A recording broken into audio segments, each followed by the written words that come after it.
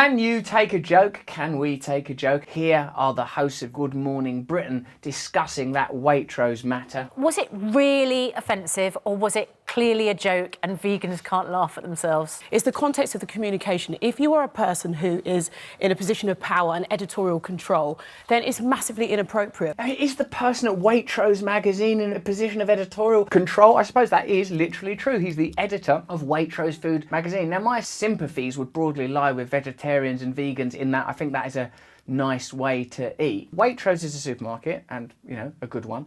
Waitrose magazine is obviously a tool for commerce.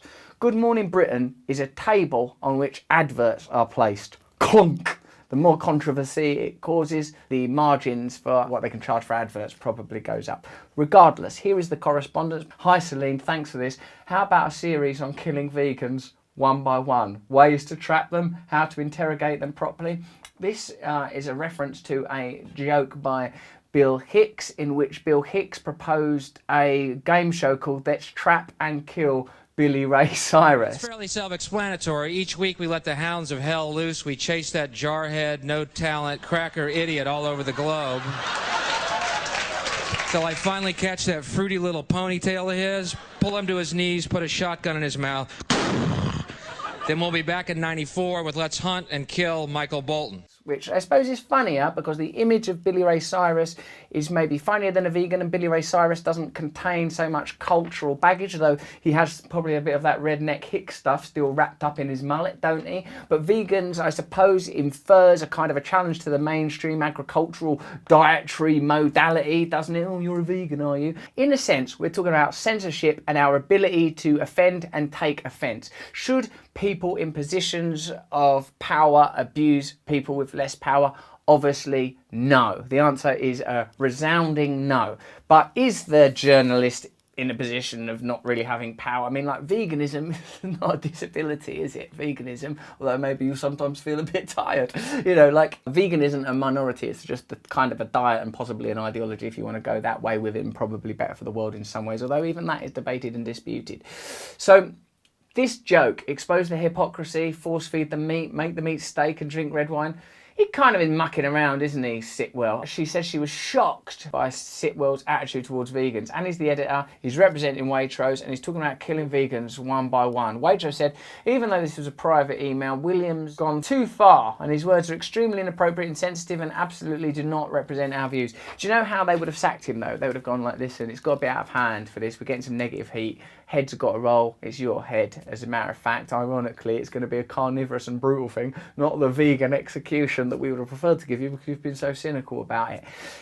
Humour, comedy, taking jokes, we need it. The more offensive a subject is, the more important it is to make jokes about it. That's my perspective as a comedian. If someone makes jokes about taboo subjects and you're offended, that is the reason that you're making the joke, whether it's a sort of a sensitive subject such as terrorism, abuse. These are the areas that require our common humanity. Linguistic analysis on the function of laughter shows that laughter is actually a type of breathing. Breath is life, life is breath. Laughter is a type of breathing, it's an exhalation, it's a relief. We need it. Now, a bad joke, a joke that's not funny, subjective, isn't it? Some people love Bill Hicks, some people like Richard Pryor, some people like Roy Chubby Brown, some people like Buster Keaton. Humour is a personal thing. But what's being referenced through comedy is the idea that there's this solemn strata of materialistic, rationalistic communication, and we're all agreeing, here's a legal letter, yes, here's a parking fine. But we can equally step outside that and go, why are we communicating through legal letters? What is this parking fine? Why can't I just leave my car where I want? What do you mean red traffic light? Who's behind these traffic lights? I'll go where I want. I'll do what I like.